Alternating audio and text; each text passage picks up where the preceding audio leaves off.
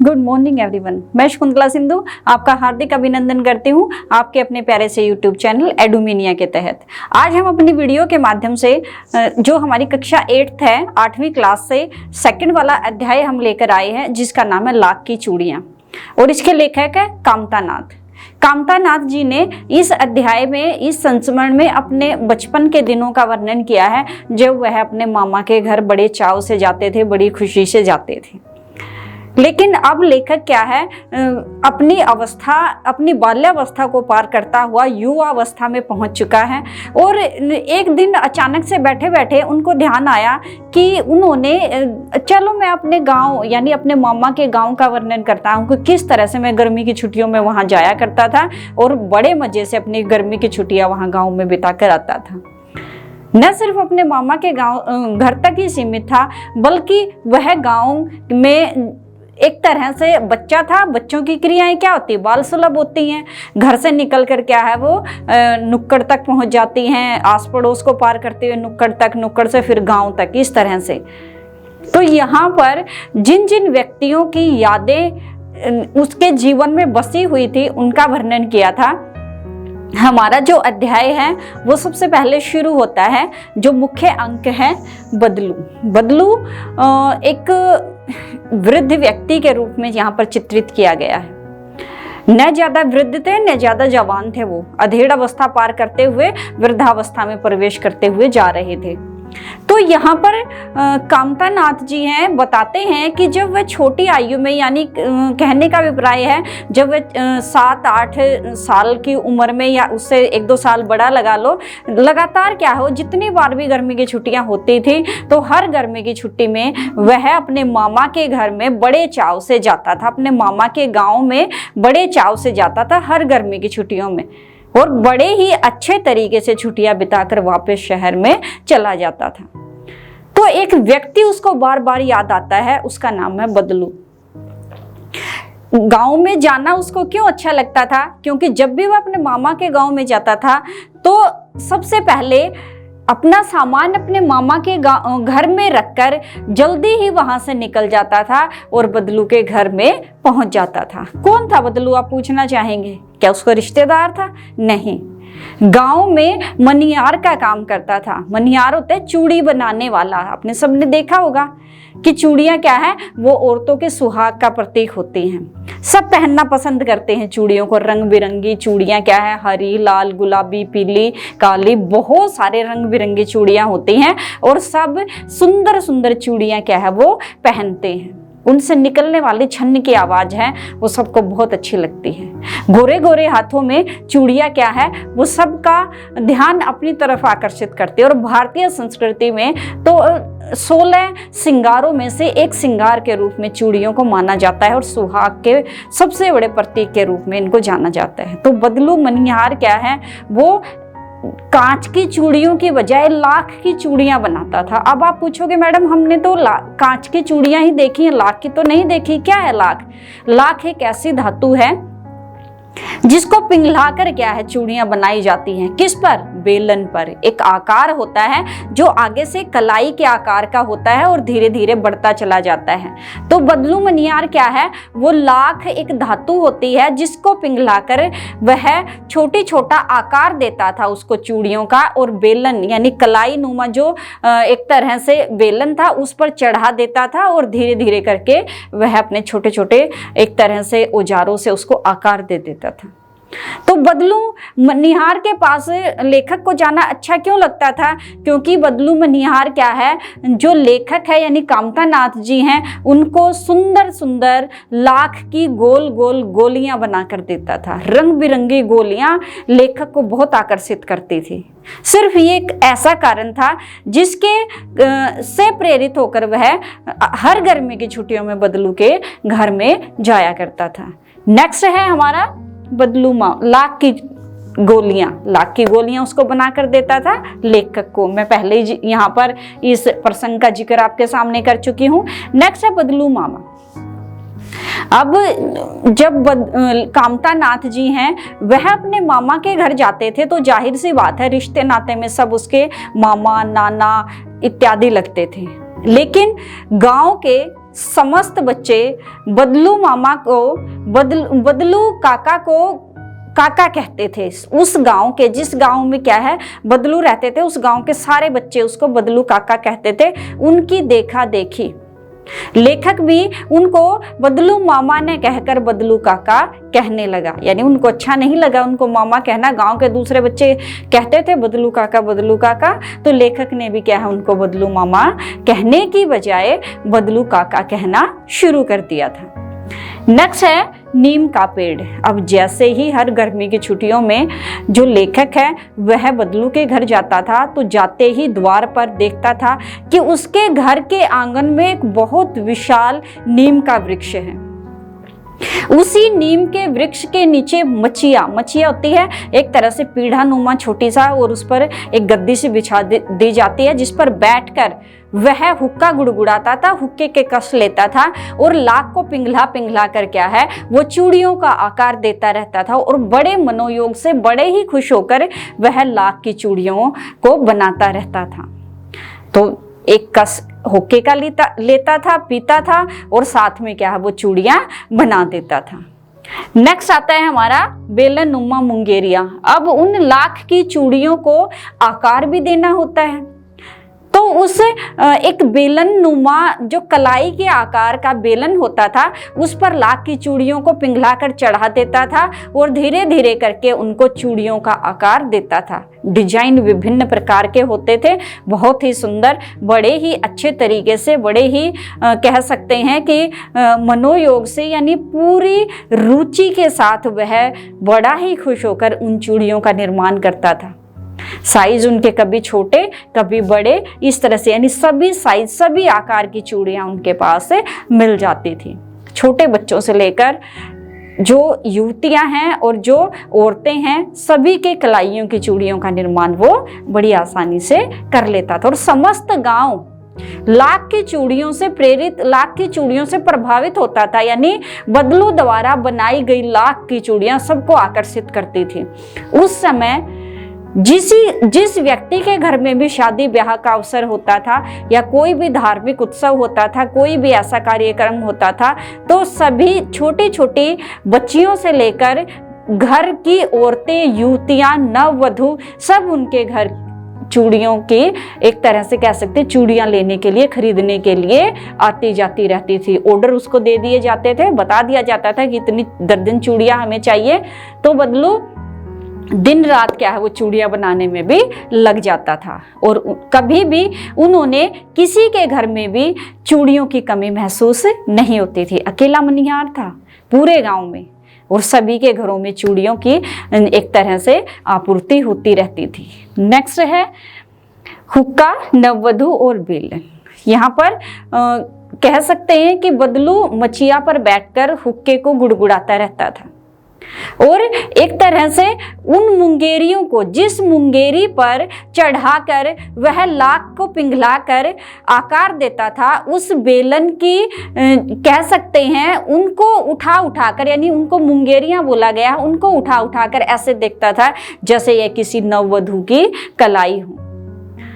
इस तरह से बड़े ही ध्यान से, बड़े ही अच्छे तरीके से उनको एक तरह से निरीक्षण उनका करता था, ताकि कोई भी कमी उनकी चूड़ियों में न रह जाए। और प्रतिदिन 4 से 6 दर्जन चूड़ियों का निर्माण वो आसानी से कर लेता था, यानी 4 से 6 जोड़ी चूड़ियों का निर्माण वो करता था। नेक्स्ट है हमारा वस्तु विनिमय।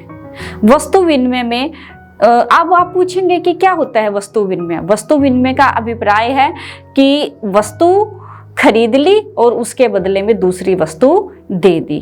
तो कहने का अभिप्राय है, उस समय का वर्णन किया गया है। वस्तु विनिमय क्या कहलाता था?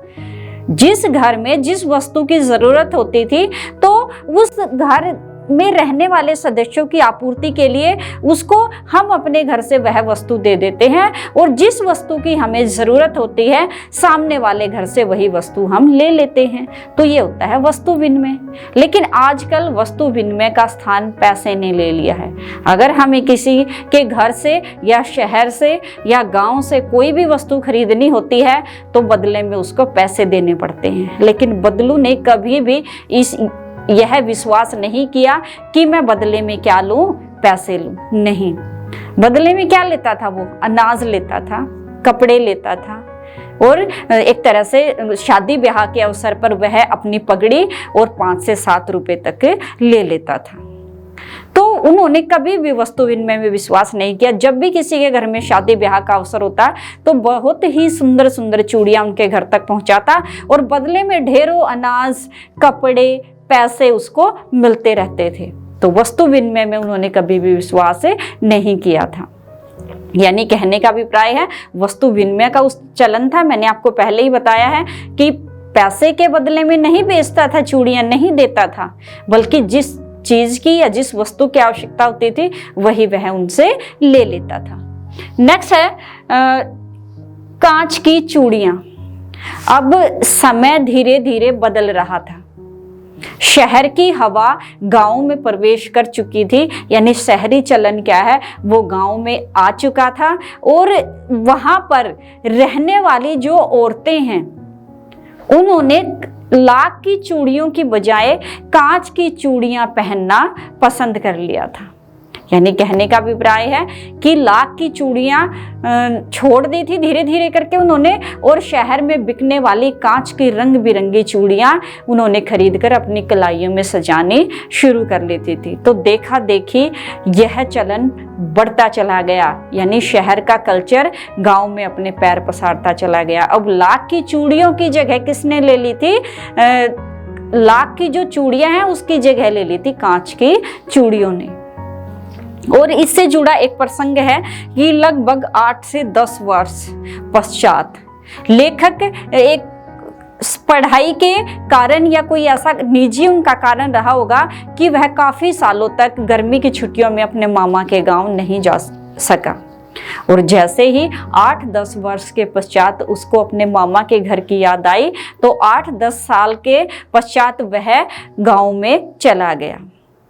अब जो लेखक है वह अपनी बाल्यावस्था को पार करता हुआ युवा अवस्था में प्रवेश कर चुका था, और जाहिर सी बात है बाल्यावस्था के चाव है, खेल है, वो अलग होते हैं और युवावस्था में परिवर्तन होता रहता है।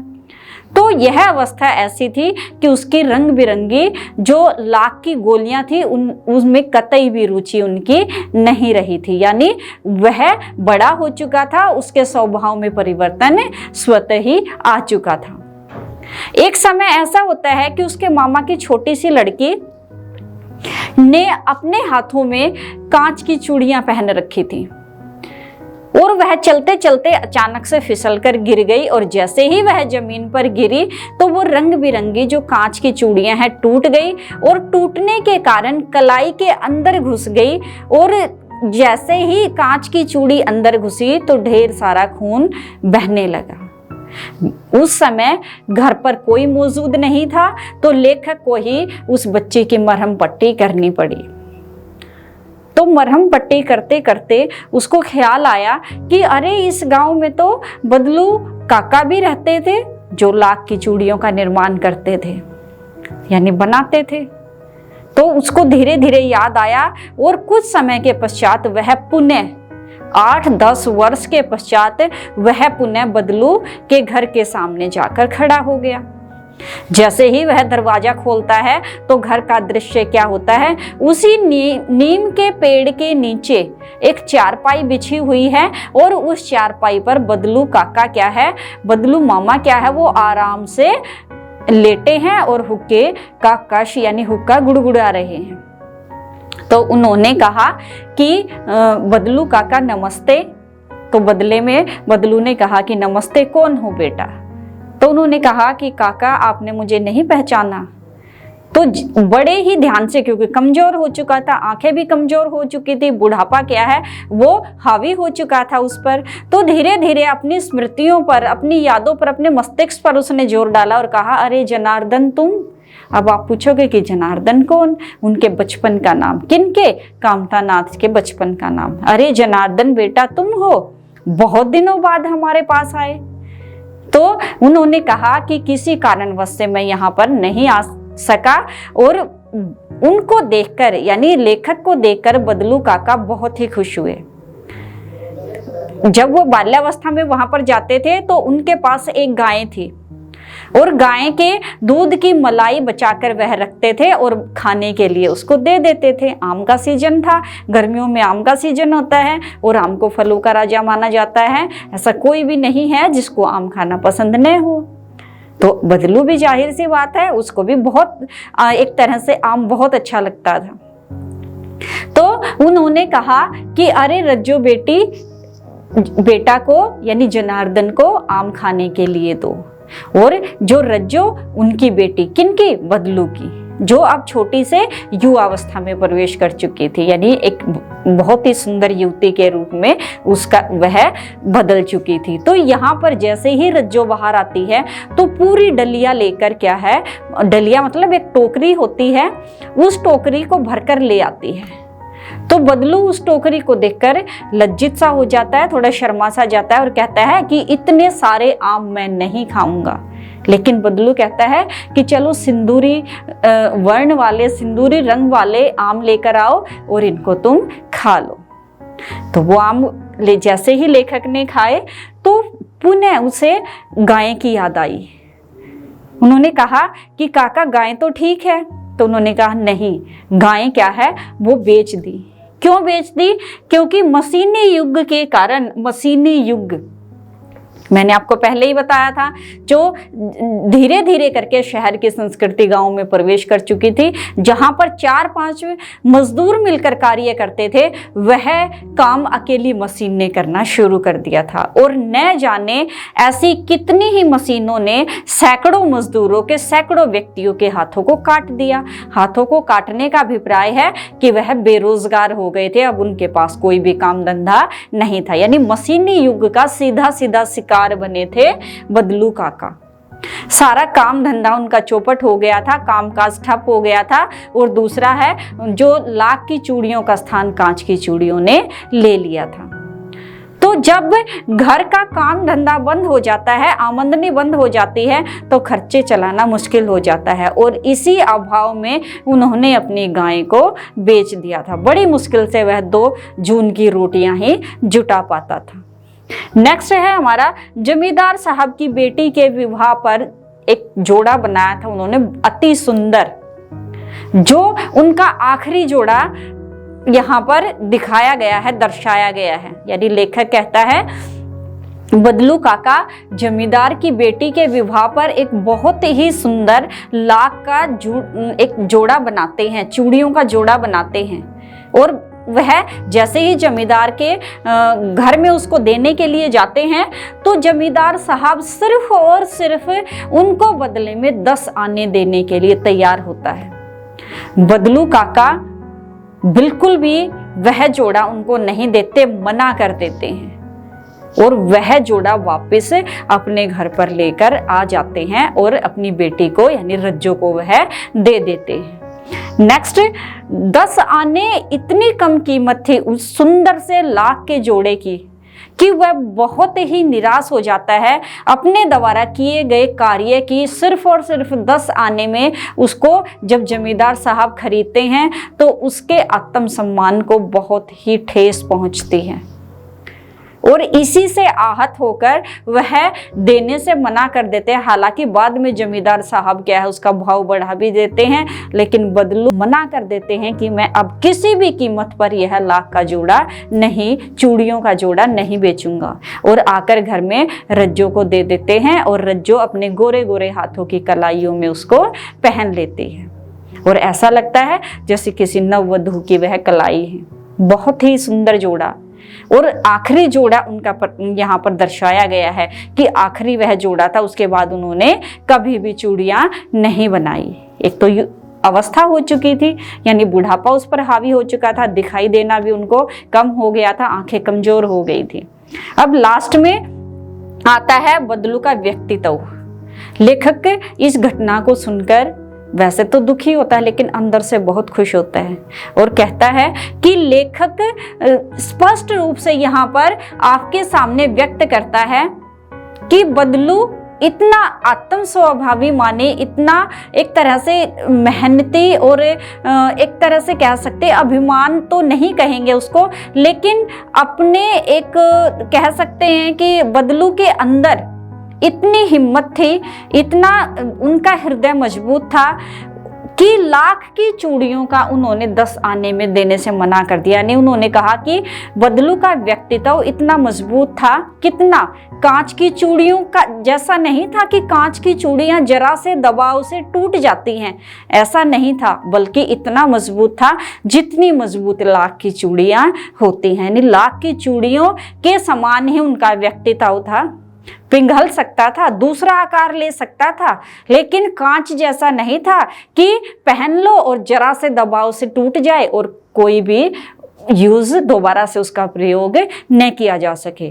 तो बहुत खुश था अंदर से लेखक और कहता है कि बदलू का व्यक्तित्व इतना मजबूत था, लाख की चूड़ियों की जैसा, कांच की चूड़ियों जैसा उनका व्यक्तित्व नहीं था जो जरा सी चोट लगने से टूट जाए। उन्होंने कभी भी अपने जीवन में हार नहीं मानी थी, चाहे परिस्थितियां क्या है वो बदलती रही।